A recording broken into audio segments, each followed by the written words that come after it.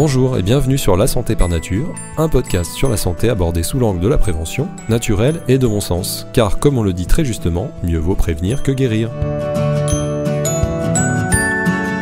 Dans cette deuxième partie, on poursuit le match cru contre cuit. Le suspense est à son comble, bien que le cru ait pris une longueur d'avance dans la première partie du match. Mais je vais maintenant vous présenter l'équipe numéro 2, celle des aliments cuits, et vous verrez que c'est une équipe qui a plus d'un tour dans son sac, même si elle traîne quelques casseroles. Commençons donc par les avantages du cuit. Premier avantage, le chaud réchauffe le corps, ce qui est intéressant quand on a froid. Encore un grand merci à Monsieur de la Palisse de m'avoir inspiré cette phrase. Donc, manger chaud amène des aliments que le corps n'aura pas besoin de faire monter à 37 degrés pour être assimilés, économisant ainsi de l'énergie. À noter que la digestion des amidons, en particulier les céréales, surtout celles contenant du gluten, est génératrice de chaleur, ce qui peut être également un avantage en hiver ou quand il fait froid. Les céréales sans gluten comme le riz ou le sarrasin sont globalement meilleures pour la santé, mais moins réchauffantes.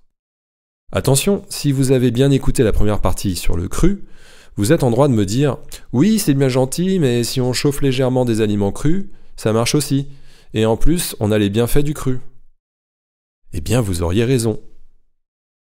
On n'est pas obligé de manger cuit pour manger chaud. Et là, je vous renvoie à la première partie et à la présentation de l'équipe de crudité. Rappelez-vous que la cuisson débute à 42 degrés. L'entre-deux, c'est d'utiliser un wok pour décrudir les aliments, c'est-à-dire les cuire légèrement à l'extérieur, mais les laisser crus à l'intérieur. Deuxième avantage, comme nous l'avons également vu dans la première partie, les fibres des aliments cuits sont déstructurées et ramollies par la chaleur, donc rendues moins agressives pour les intestins fragiles, ce qui est intéressant, puisque le match n'est pas contre vos intestins. Et là aussi, je vous entends déjà. Ok, mais comment savoir si j'ai les intestins fragiles ? Eh bien, si vous avez fréquemment des douleurs abdominales après les repas, des ballonnements ou que vos selles sont souvent trop liquides, il est possible que vous y gagniez à manger moins d'aliments crus pendant un certain temps. Attention cependant à certains aliments dont les fibres, même cuites, resteront potentiellement agressives. Les céréales complètes, riz complet, pain complet, etc. par exemple. La peau des pommes de terre, les légumineuses ou le brocoli.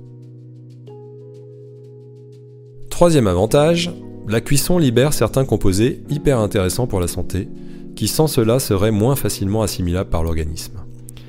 Des exemples, le lycopène de la tomate ou le bêta-carotène des carottes.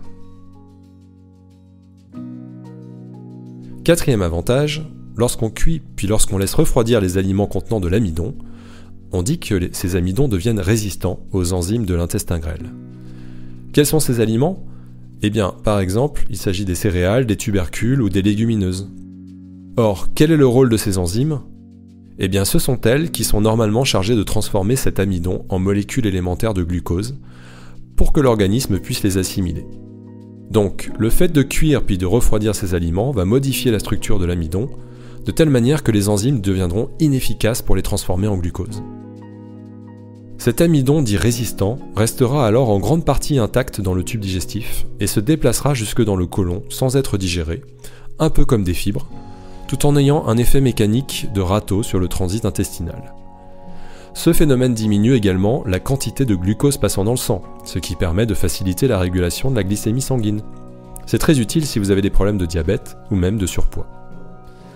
L'amidon résistant sera ensuite fermenté dans le côlon par les bactéries du microbiote, ce qui produira des acides gras à chaîne courte, notamment le butyrate, qui seront absorbés par les cellules des parois du côlon. Cela entretient leur bonne santé et augmente la sécrétion de mucus protecteurs anti-inflammatoires. En plus, de nombreuses études ont montré que le butyrate créé diminuerait le risque de cancer colorectal. Un bon point pour l'équipe de la cuisson. Cette fermentation provoquerait également une légère acidité favorable au microbiote. Donc, je vous recommande de consommer de préférence cuit puis refroidi les aliments très amidonnés comme le riz, la pomme de terre, le quinoa ou la châtaigne. C'est d'ailleurs ce qu'on fait quand on mange des sushis ou une salade de pommes de terre froides par exemple. Mais si vous n'aimez pas manger froid ces aliments, il est tout à fait possible de les réchauffer une fois qu'ils ont été refroidis, car ils garderont leurs propriétés d'amidon résistant. C'est magique, non ? Cinquième avantage, certains types de cuisson permettent de conserver une grande partie des micronutriments, tout en rendant les aliments moins agressifs pour les intestins. Je parle notamment de la cuisson à la vapeur. D'autres types de cuisson à plus haute température, qu'on a l'habitude d'utiliser dans notre quotidien, sont beaucoup moins recommandables, mais je vous en parlerai tout à l'heure. Et sixième avantage, la cuisson détruit les microbes pathogènes, dont certains peuvent être bien sûr toxiques pour nous. Et ça, c'est bon pour le moral des troupes. Alors, pas mal pour une petite équipe de province, non ? Bon, mais je ne vous cache pas que l'équipe cuisson a également un côté sombre. Et là, ça risque de se ressentir dans ses performances. Premier inconvénient, le brunissement des aliments lors de la cuisson correspond à l'apparition de molécules de Maillard, ou produits avancés de la glycation, qui sont des composés cancérigènes et inassimilables. La glycation correspond à la fixation de glucose sur les protéines, ce qui les dénature. Le piège, et c'est là où l'équipe du QI est forte pour essayer de tromper l'ennemi, c'est que c'est l'apparition de cette réaction de Maillard qui donne leur bon goût aux aliments grillés et qui est responsable des bonnes odeurs de cuisson.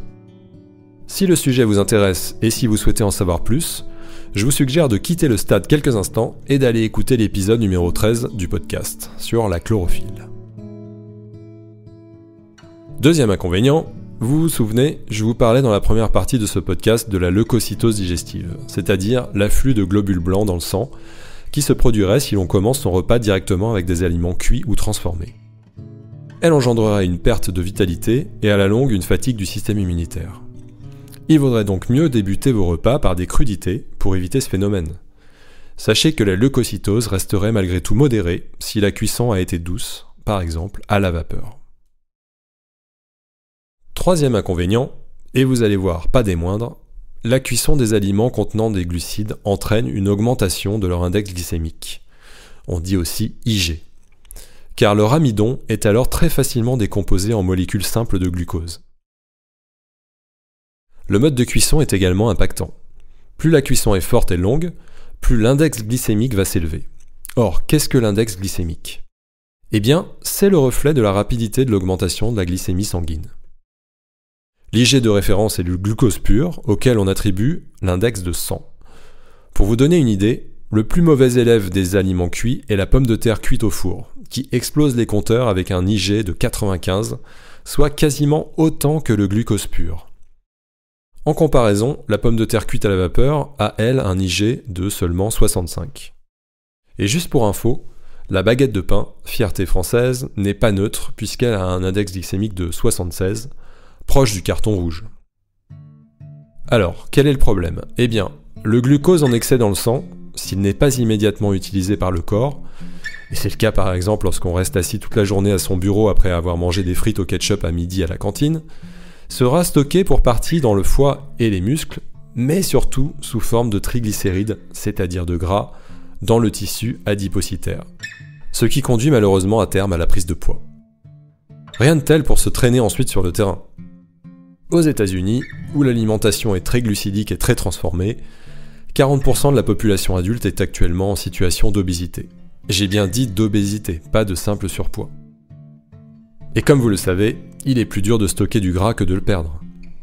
De plus, une consommation excessive de ce type d'aliment est délétère puisqu'elle épuise le pancréas, qui doit sécréter une quantité très importante d'insuline à chaque repas pour que cette glycémie soit normalisée. Pour rappel, l'insuline est l'hormone qui permet de faire sortir le glucose du sang et de le faire entrer dans les cellules afin de faire redescendre la glycémie sanguine. Pourquoi le corps fait-il ça ? Eh bien parce qu'une glycémie sanguine trop fréquemment élevée peut à la longue rendre nos cellules insensibles à l'insuline, ce qui forcera le pancréas à produire toujours plus de cette hormone pour forcer ces cellules réfractaires à s'ouvrir et à accepter le glucose. Et ce jusqu'à être à bout de souffle.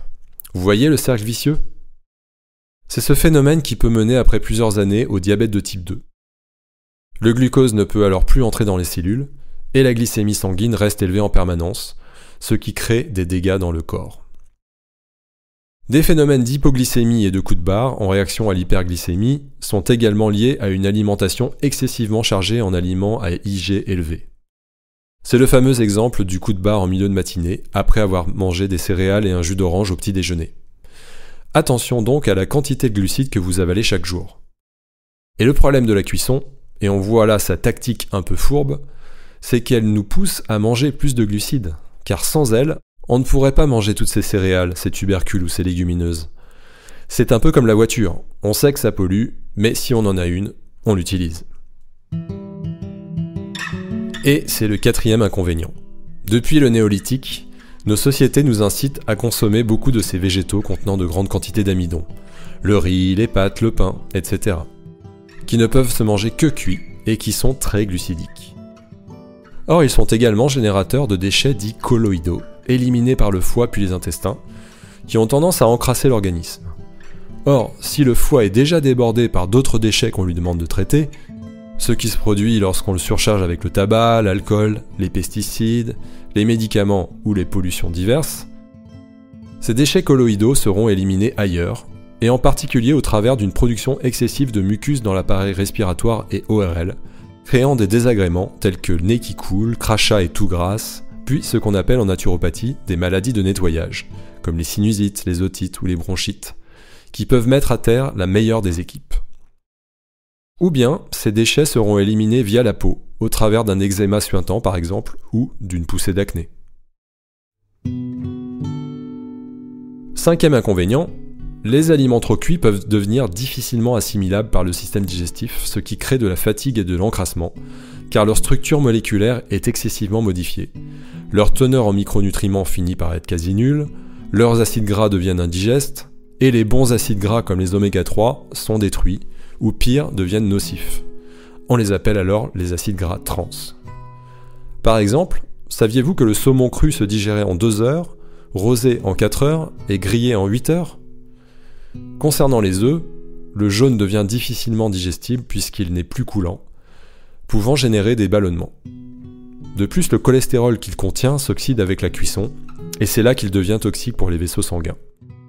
Pour éviter ça, il vaut mieux donc consommer les œufs mollets, sur le plat ou mieux à la coque, pour garder le jaune coulant. Voici les températures de cuisson auxquelles les aliments se dénaturent. À partir de 42 degrés, la destruction enzymatique commence. À partir de 60 degrés, c'est le début de la destruction des vitamines B et C et des hormones. À partir de 80 degrés, on observe une précipitation des minéraux qui deviennent en partie inassimilables. Et au-delà de 100 degrés, les vitamines A, D, E et K sont détruites, et les réactions de Maillard, c'est-à-dire la glycation des protéines, débutent. Sixième inconvénient, la cuisson de certaines huiles les rend toxiques. Ce sont les huiles riches en acides gras insaturés comme l'huile de lin, de cameline, de chanvre ou de colza, à consommer crue et à conserver au frigo dans des bouteilles opaques, en verre, car elles s'oxydent vite. L'huile d'olive supporte d'être légèrement chauffée, mais elle ne doit pas fumer. Pour la cuisson, le beurre, le ghee ou l'huile de coco sont plus stables à la chaleur. Septième et dernier point faible de l'équipe, la cuisson tue l'aliment, c'est-à-dire qu'on dit que son énergie vitale disparaît. La preuve, des graines cuites plantées dans le sol ne germeront plus jamais, leur énergie de vie a disparu avec la cuisson. Mais cette énergie vibratoire aide aussi probablement à la digestion, et le corps devra alors puiser dans ses ressources énergétiques propres pour assimiler des aliments cuits. Voilà le tableau. Alors, vous me direz, quelles sont les cuissons les moins nocives ? Eh bien, celles que je vous recommande sont la cuisson à la vapeur, c'est-à-dire environ à 95 degrés. Si vous utilisez des aliments bio, vous pouvez également boire l'eau servant à créer la vapeur, car de nombreux nutriments s'y retrouvent. La cuisson au wok, elle peut monter jusqu'à 230 degrés, donc juste quelques instants pour décrudir les aliments. La cuisson à l'étouffée, qui reste inférieure à 90 degrés. La cuisson à l'eau, inférieure à 100 degrés. Attention, une bonne partie des minéraux, oligo-éléments et vitamines se retrouvent dans l'eau de cuisson. Il est donc possible de boire le bouillon si l'on veut récupérer ces micronutriments, sauf si les aliments ne sont pas bio, car les pesticides se retrouvent aussi alors dans l'eau. Et la cuisson au bain-marie. Et quelles sont les cuissons plutôt nocives, car trop agressives, trop chaudes, dénaturant trop les aliments ? La cuisson à la poêle, la cuisson à la plancha, la cuisson au four, le barbecue, la friture, la cocotte minute, le grille-pain sauf si on enlève le pain avant qu'il brunisse, et la cuisson au feu de bois. Un mot sur la cuisson au micro-ondes, qui n'est pas forcément excessive en termes de température, mais que je ne vous recommande pas, car il est possible qu'elle dénature trop la structure moléculaire des aliments. Je n'ai jamais fait l'expérience, mais on dit que si l'on présente à un chat un bol de lait chauffé à la casserole et un autre chauffé au micro-ondes, il ne boirait que le lait chauffé à la casserole. N'hésitez pas à faire le test et écrivez-moi pour me dire ce que votre chat a préféré. Conclusion. On le voit, les deux équipes se sont bien battues, mais ont chacune leurs points forts et leurs points faibles. Match nul donc ? De mon côté, vous l'aurez sans doute deviné, mon cœur balance un peu plus du côté du cru. Et vous, qu'en pensez-vous ? Donc, ce que je peux vous recommander en termes de santé préventive, c'est de débuter le repas par des aliments crus, ou un jus de légumes crus, pour mettre votre système digestif et immunitaire dans de bonnes dispositions, puis selon le contexte, la saison et vos possibilités physiologiques, d'enchaîner avec du cuit, si possible avec une cuisson douce bien sûr, ou de poursuivre sur du cru, ou un mix des deux. L'essentiel étant de vous écouter et d'adapter votre alimentation selon votre ressenti, et de toute façon, de ne pas trop cuire les aliments pour les préserver. Voilà, c'est tout pour aujourd'hui. Merci d'avoir pris le temps d'écouter ce podcast. J'espère que cet épisode vous aura intéressé et que vous pourrez mettre en pratique tout ça dans votre quotidien dès aujourd'hui. Comme je ne suis pas médecin, ce podcast n'a aucune visée médicale, diagnostique ou thérapeutique, mais uniquement informationnelle. En cas de problème de santé, consultez votre médecin et surtout, n'arrêtez ou ne modifiez jamais vos traitements médicaux sans lui en parler. La santé par nature est un podcast que je réalise moi-même et vous pouvez m'aider à le faire connaître en le partageant sur vos réseaux ou en parlant autour de vous. N'hésitez pas également à vous abonner ainsi qu'à ma newsletter pour être au courant de mon actualité. Je vous invite également à faire un tour sur mon site www.antonivio.fr pour en savoir plus sur mon activité ou prendre un rendez-vous pour une consultation ou un accompagnement personnalisé. Rendez-vous au prochain épisode et d'ici là, prenez bien soin de vous.